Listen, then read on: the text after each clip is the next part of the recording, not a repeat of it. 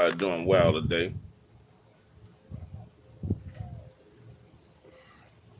We're gonna try and do another live stream. Hopefully, we won't get bombarded with messages in the chat. I'm being lazy. I just need to go put it on slow mode, but I don't feel like going through all that.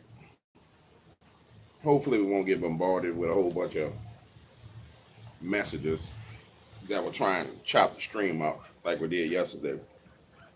If we do, then there's ways to deal with it. Um, but I hope everybody's doing good.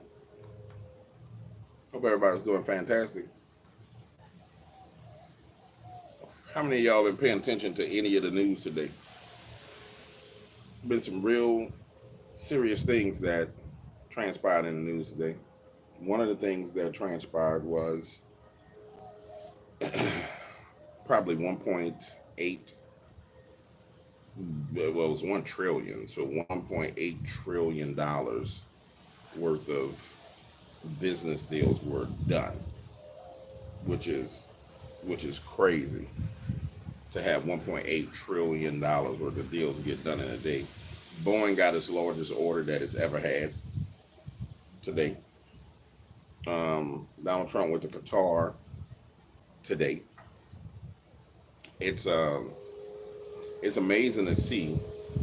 What's up, Ms. Tika? It's amazing to see that all over the world, like the American people are winning, but the American people are not recognizing the win. You know what I'm saying? Like history is being made all over the world, and you're living in historic moments, but nobody's paying attention to the fact that it's a historic moment. Because while history is being made, everybody's focused on nonsense that's going on all around them. It's amazing to me. Absolutely amazing to me. That history is being made and nobody's paying attention to the history.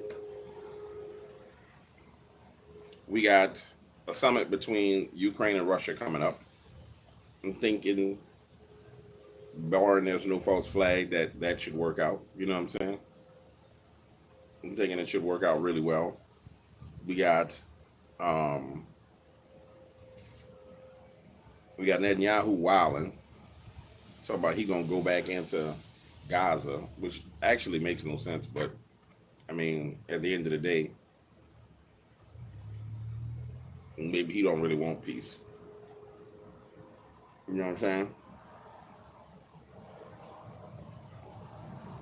But it's a lot of wild stuff going on. Good things and bad things are transpiring in the nation.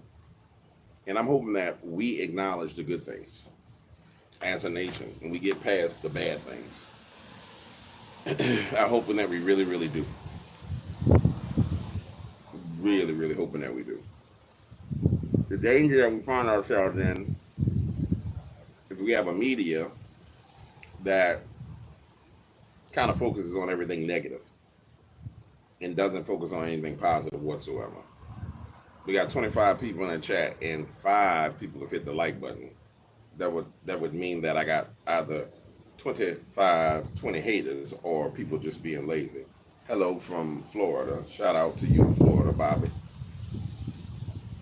I'm gonna tell y'all what I'm paying close attention to.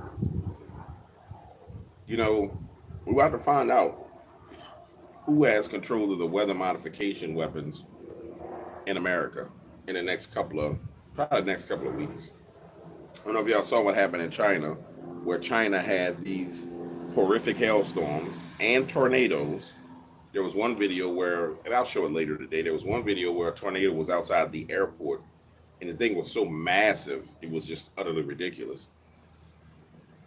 We're going to find out who has control of the weather weapons.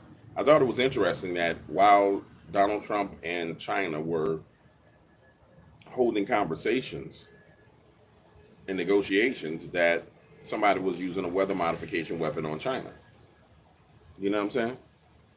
I thought it was extremely interesting that somebody was using weather modification on China while Donald Trump and China was talking and having their negotiations. I believe they were in Geneva, Switzerland. Also, I thought it was interesting that they went to Geneva to hold um, their conversation, which is where the World Economic Forum likes to hold their events. You know what I'm saying? I thought it was real interesting. I tell you this, and I mean this: the concept and idea of the global controllers. This is the first time we ever seen them on their heels, and I dare to say that they've been pretty much decimated. The only thing they have left is a war or a nuclear war in their contingency plans when you look at it. But they've totally been decimated. When I say decimated, I mean, for example, the medical tyranny destroyed and being exposed. The whole child trafficking thing being exposed. And I want to say this about like the Epstein files, right? So you got people who everybody wants to see the files on Epstein. But I was thinking about this the other day. I was just sitting there thinking, I said, well, hypothetically, let's say the files were somewhere where you could download them, right? Which I'm pretty sure on the deep web somewhere. Most people wouldn't want to access that and look at it anyway. We got 40 people and 16 likes. It just means that nobody be in a live stream. People watch it later. That's okay. But when you think about it, what's more effective? Is it more effective to actually put out the files? Or is it more effective to kind of like, now this is outside arrest. I believe people should be arrested. So don't get it twisted. People need to get arrested. But from a PR standpoint, is it more effective to put out the files and then let them hit the lexicon of human minds and thoughts and collective consciousness and then be forgotten about? Or is it more effective to keep on talking about we need the files and to let people keep pontificating and thinking about what's going on with the files, keep it on the front of their mind? Now, for people like us who are awake, it's kind of disgusting and aggravating because we don't see a reason why you wouldn't handle your business. But the way you satisfy a person like me is you arrest somebody, right? But from a psychological operation, to wake people up, the more the concept of this cabal that does this and behaves this way is in the or at the forefront of people's minds, the more people you awake or you become awake to it. You know what I'm saying? So it's kind of like it's not something that needs to end immediately. And I know we want it to. And now, do I agree that people need to get arrested? Yeah, they got some people that need to get arrested. You know what I'm saying? I'm sorry. They got plenty of people who need to get arrested. But when it comes to the overall exposure of it, once that's out, it has a time limit to it. I mean, it really does. Once it hits the public's domain and it gets people attention, there's a time limit to it. I mean, there's only going to be so much time where people are going to pay attention to it. Kind of like it has this 15 minutes of fame where it shines and then boom, it's a done deal. You know what I'm saying? So, in many cases, it's better that it kind of be like the carrot at the end of the stick in front of the donkey. You know what I'm saying? It really does. Because you want people to be awake to the issue. If the issue just goes away, it's kind of like what happened with the binder, right? I was wondering why they would have this binder with all the information in it we already know about.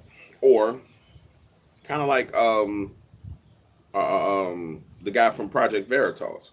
Why would he do a video with nothing in it? Like his last video was Epstein's kitchen with a picture of a baby on it, sitting in a pot in a sink. It's like, why do that? You really, why do it? Well, if you want to keep it on the forefront of people's mind and keep it a conversational point and keep people talking about it, that's the way you do it. Now, for us, it's utterly disgusting because, like, when the guy from Project Veritas, what's his name, guys? His name slipped my mind. When he came out with it, everybody was like, "Man, we already know this," but it's human nature to think that things are about us. You know what I'm saying? It really is human nature to think and to make things about what we want. O'Keefe, thank you. So when James O'Keefe came out with it, initially you thinking to yourself, man, why James O'Keefe came out with this? This don't make no sense. Like, why? We already know this. But you missed the point. It's not for you. The thing that we should be looking for is the arrest. And that's what we should be demanding, because there's no way that one person, two people, three people have not been arrested. Now, I did see a video where Trump came out and said that there was a RICO case on, and I don't know if that was like an altered video. It seemed like it could have been altered, on one of those deep fakes, because they've gotten so good at this point that um, maybe it was a deep fake. But when you really think about it, what we want is somebody to be arrested. We want to see retribution. We want to see consequences and repercussions. And that's what gets under your skin, because you don't really give a damn about seeing the files. You know that these people exist. You know that this behavior exists. You want to see somebody punished. But if you digress and think about someone who's new to this, like the guy who's walking down the street with his daughter from school, like the people that are doing right in front of me right now, many of those people don't know. You know what I'm saying? They don't know. They just going about their life, doing what they do, and that's that. So they don't get it. So it's important that the information gets out there. You know what I'm saying? For the what I would call the people who are asleep. For the mom walking a baby down the street in a stroller, because once that mom understands that there's a child like her child that's in danger, it opens her eyes, right? I mean, really think about what's been done with like migration and immigration and illegal immigration. I mean, really think about it. If the true statistics and numbers came out about the number of missing children, and that was pushed to the forefront. We know that they gave us a number of 300,000, which didn't make sense. It wasn't a real number, because you're not going to have a round number, 365, 322. You're not going to have a round number. It'll be something like 365,842 kids went missing, right? So let's establish that that was a number that was picked for a psychological reason. But if the average parent, if the psychological operation was there are good psyops and bad psyops, don't think there aren't good psyops. And this is what we find ourselves in the middle of when it comes to the whole Epstein thing. If that operation is run properly, then it'll awaken every mother and every father of a little child. You guys still there? Say something in the comments if you're still there. If not, I'll just talk for the next 15 minutes and catch you later. Um, and we'll come to the understanding that yeah, absolutely, there's a problem, not only in the United States of America, but all over the planet. Some of the problems are based on culture in different regions, but as far as where we stand, we don't accept that. You know what I'm saying? And we don't like it. But people have to be awakened to it. Because quite frankly, everybody's going through their own crap. That's the one thing I've come to realize after talking to so many eyewitnesses. Everybody has their own pile of crap that they're wading through. And it takes these moments of clarity for people to kind of climb out of that puddle of crap and pull their elbows up. And, all right, my bad. It's major events that cause that. You know what I'm saying? Let me know if y'all still there, because I did the whole reconnecting thing.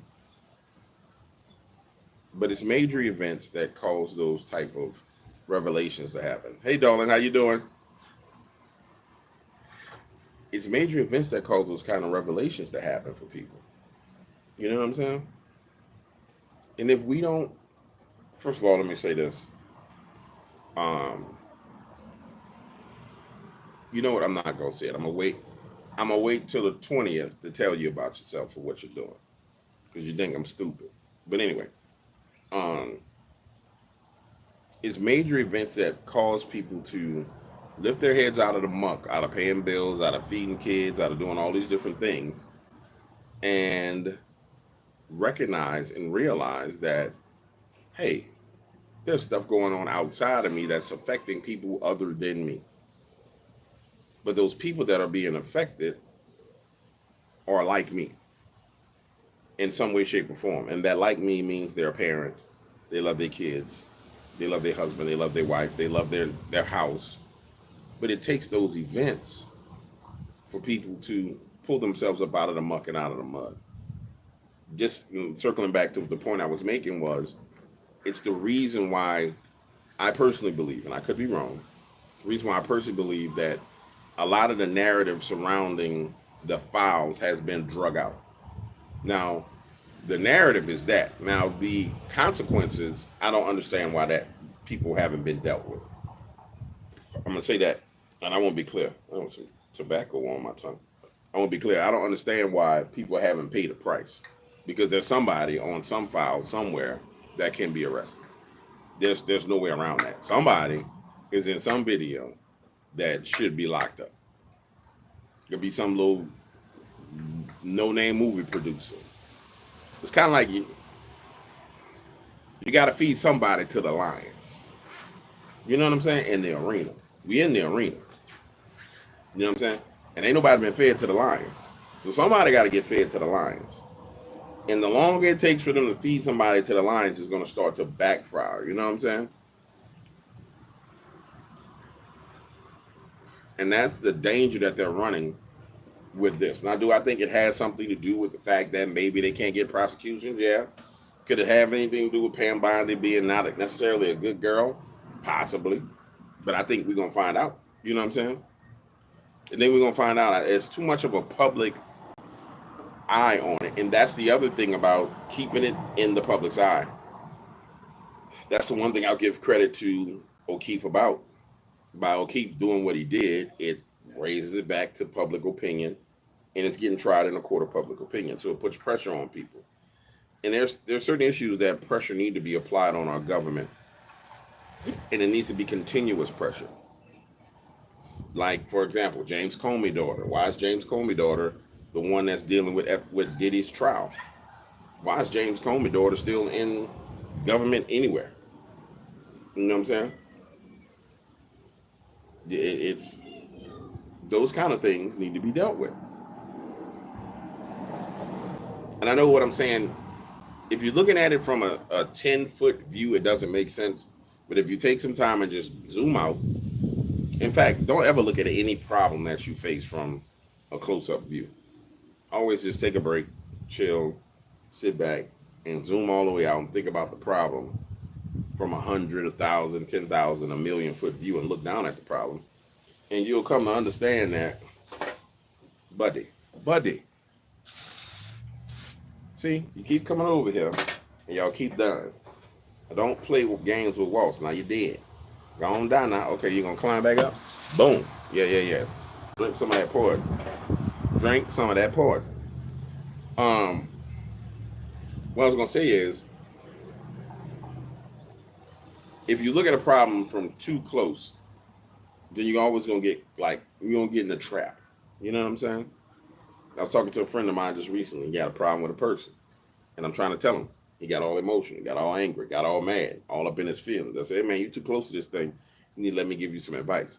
He ain't want to listen. When you're too close to things, you dishonor everybody around you. You make mistakes. And you make the situation worse. And you actually give victories to the person that's coming against you because you're reacting out of emotions. So, damn, how big is that spider that it made that web? I'm setting some fire down your web, boy. Oh, that fire at you. And so,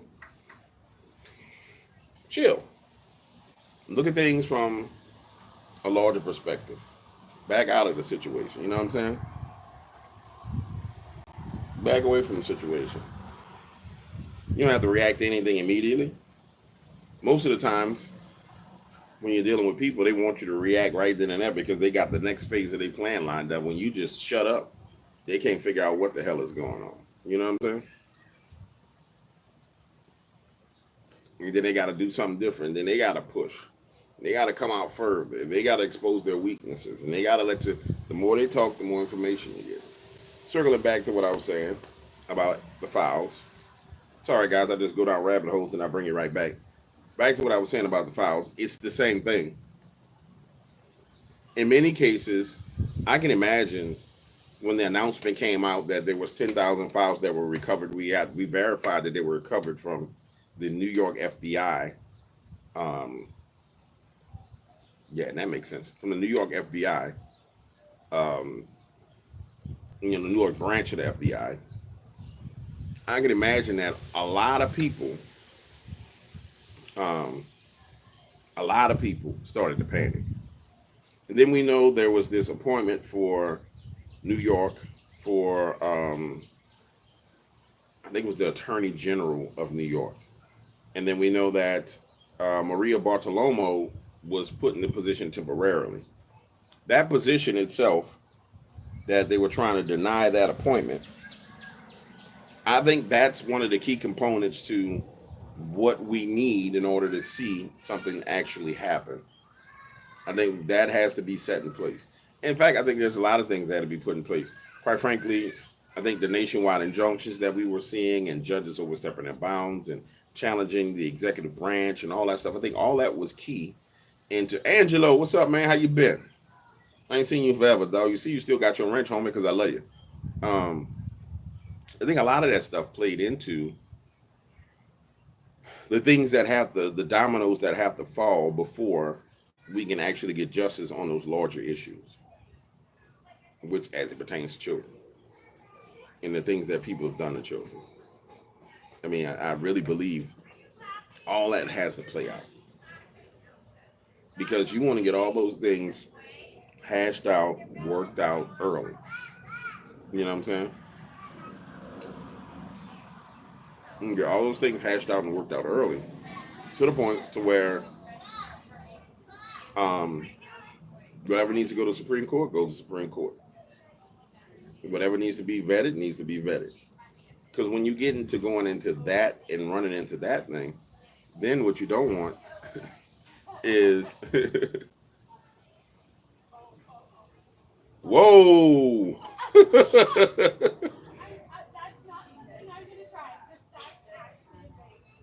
That is youth right there in action. So what ends up happening is we need to get to the point to where the justice system needs to be in order.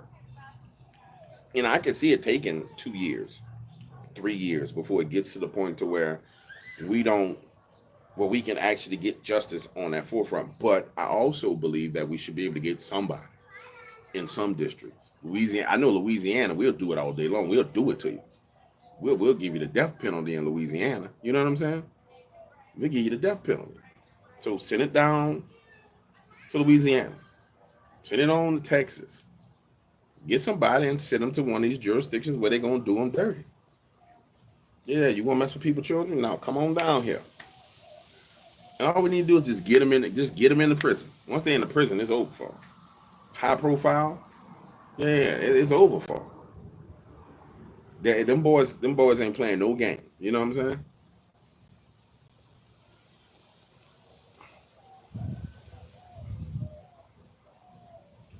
Them boys ain't playing no game.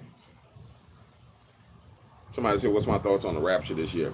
I'm gonna tell you, quite frankly, I'm not concerned with when and the time of the rapture, and I'll tell you why. And it's gonna sound harsh, and I don't mean it in a harsh way.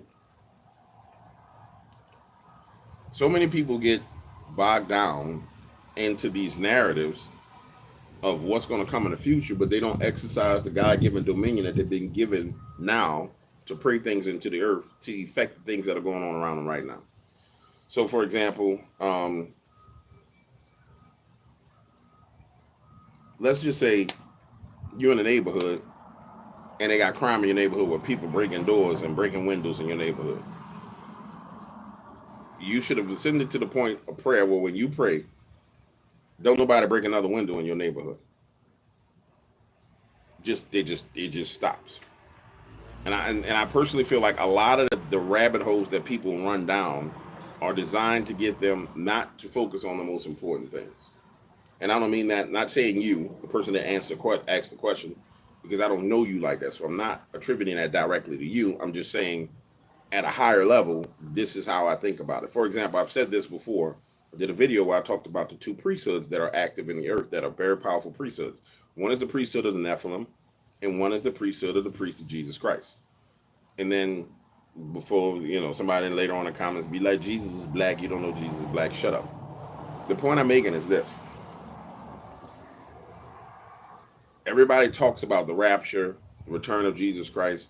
But when you start talking about Jesus Christ returning, you're talking about Christ and the saints pushing down through the second heaven, coming onto the earth. Before they get here is the point where it turns into like when Jesus says, ask Jesus how his return will be like the days of Noah. Then everybody runs with the days of Noah being about giants. And that's one aspect of the days of Noah. But nobody talks about the fact that it was actual fallen angels walking in human form on the earth, sleeping with women, and ruling over people in positions of power. And so it's like we skip past the most important parts for some sensational things. And it's a danger to everybody.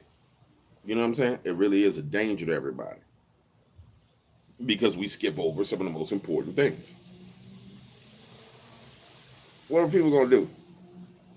For example, what are people going to do when your next door neighbor is an actual fallen angel? If you don't understand, if you really don't understand scriptures. Bass, I'm not, yeah, baby, I got you. I'm not tripping on you.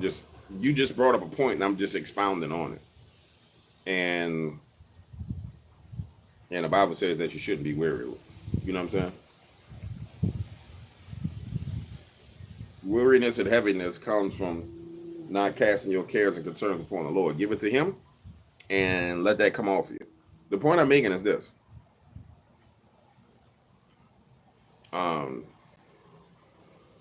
The point I wanted to make is this.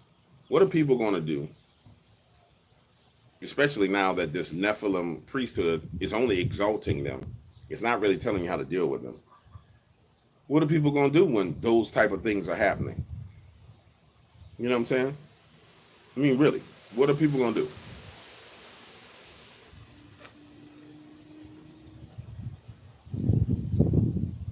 You already see the mechanisms for it all over the planet. You already see, if you pay close attention to what's coming out, life extension technologies, all the other things that are going on, you come to the point where you realize if you can probably make it to about 90 years old, you're going to go into the phase where people will have life extension technology. So you'll be here a little bit longer than the average person that's been here, right?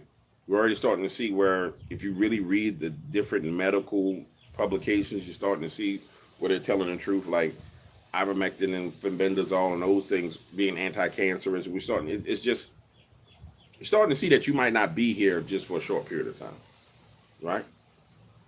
And once you understand that, then you kind of get it that we walking into something that we need to be prepared for. You know what I'm saying? And if you don't understand that the heavens, even the heavens, are the Lord's, but the earth he has given unto the children of men, then you don't understand that when they hit this realm, this realm has been given to the children of men. But if you understand that, they're gonna walk down on you. You know what I'm saying? They're gonna right foot creep on you. Right foot creep, yeah, walk up with the heat. That's how they doing it. You know what I'm saying? But if you gotta understand those things.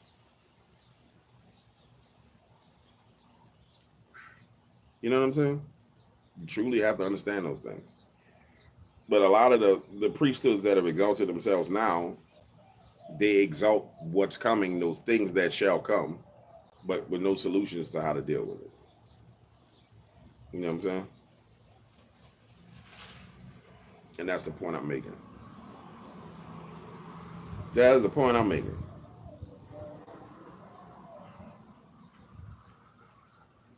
Now, don't account for all the rest of the crazy foolishness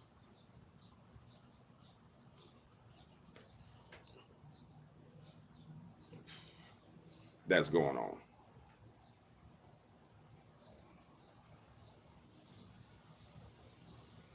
The one thing that I could say is no longer bothers me because I took it to the Lord in prayer. One thing that got under my skin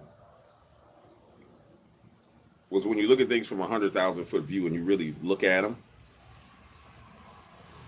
the increase in the proliferation of just these violent acts, and then the capturing of those violent acts in video on video, and then the promotion of those violent acts that are leading to like this people trying to have this race war. It's one of those things that's so blatantly obvious that it's man, it's disgusting. It's like an insult. It insults my intelligence when I go and find a a Twitter channel that has 300 followers, but it has every video that is somebody white attacking somebody black or somebody black attacking somebody white has 1 million views. You know what I'm saying? It's wild, especially as someone who understands how social media works and how algorithms work. It's like, yo, who's promoting this? You know what I'm saying?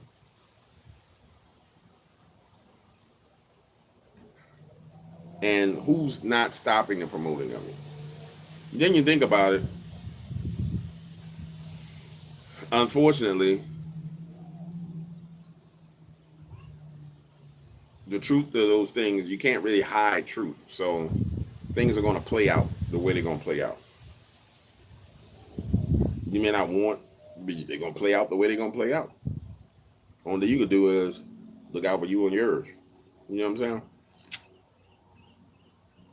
Somebody said they've been trying to get a race war for 50 years in America. And I tell you, it looked like they're inching closer and closer. You know what I'm saying? To getting what they want. I don't think it's going to turn out the way people think it's going to turn out. Is people not going to get what they want to get out of it. Because unfortunately, the areas where you're going to have that foolishness, like Derek Chauvin getting a pardon. If Derek Chauvin gets a pardon, which sparks off BLM again, black neighborhoods are going to burn again. You know what I'm saying?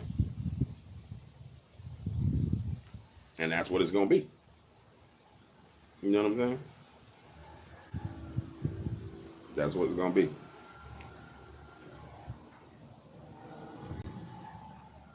So it's one of them plays where, I don't know.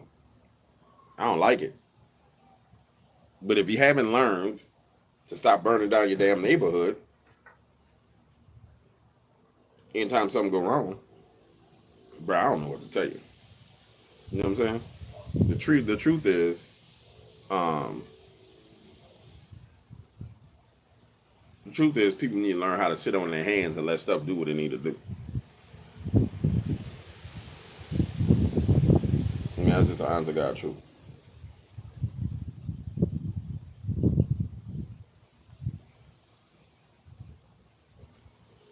And stop being so emotional.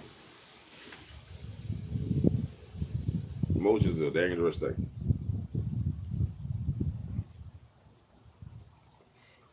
They are a very dangerous thing.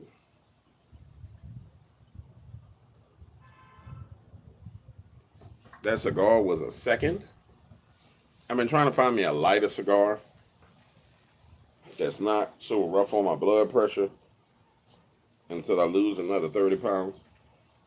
Um, man, I don't roll my own cigars. Rolling cigars is a art form. It takes people years to learn how to roll a cigar. Um, and that wasn't bad. It wasn't bad at all. Cameroon wrapper, real light, tasted good. I like the Maduro cigars because they They hit a little bit harder, but that wasn't bad at all. You know what I'm saying? It wasn't bad at all. I did learn how to roll a cigar from Cigar Factory New Orleans, but my cigars were poo when I rolled them and smoked them. They were hot garbage. How much battery I got left? Because I spent a lot of time on a phone. All right, we won't be on here too much longer, guys, because it's going. It's at 5%, and it's going to get worse and worse and worse and worse. But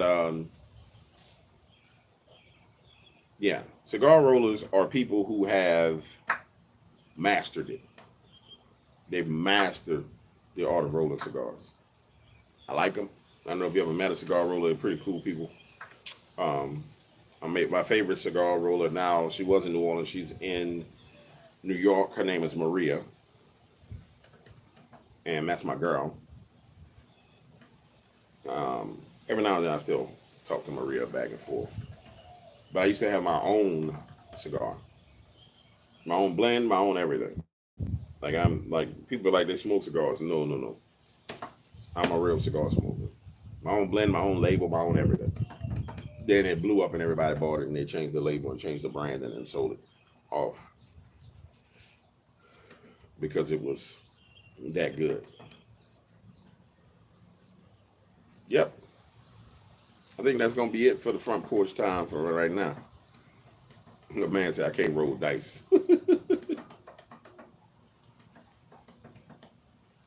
I've never been one that played dice. I love poker. I'm one hell of a poker player. Thank you.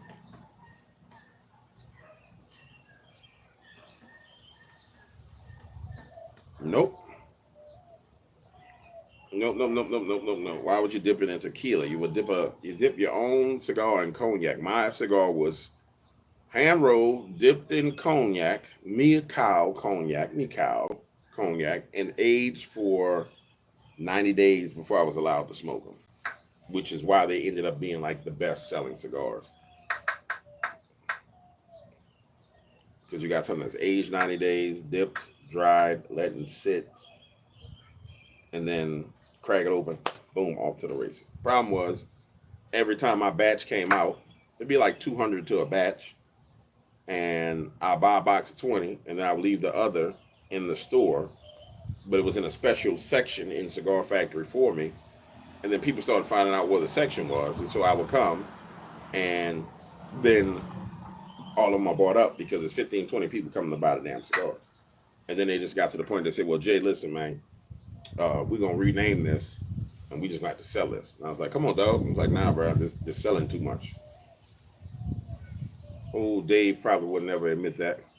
The funniest thing about that is when we all had a falling out, they decided that they were going to say that that cigar was made specially for Gandolfini. What's the guy who's the actor on The Sopranos? What was the head guy's first name for The Sopranos? Randolph Gandolfini, whatever. What was his name? They decided they were going to say that they specially made that cigar for him. Which, I mean, I would have did the same thing. You know, he came in, took pictures, and was like he loved the cigar and all the rest of this. So they wanted to attribute all that tasting, all that testing that I did to him. James Gandolfini, yep. And then when I go back now, new people would be like, yeah, you know, this is our 60 ring gauge triple Maduro cigar aged in cognac, and you know, we rolled this special for such and such Gandolfini. And the people who've been there for years, like the management, be like, nah, bro, that was actually rolled for him. You know what I'm saying? That was rolled for him. You'd be like, nah, I can be Gandolfini. You know what I'm saying? I just came to get one to taste it. I'm not going about my business. I could tell y'all some stories, man. I could tell y'all some. I've told y'all one story. Onk. I told y'all some stories, but I could tell you some stories. If you haven't heard Onk, you need to go listen to Onk. I could tell you some stories that will blow your mind. Straight up movie level stuff. But I'm not. Because I ain't that person no more. All right. I'm out of here.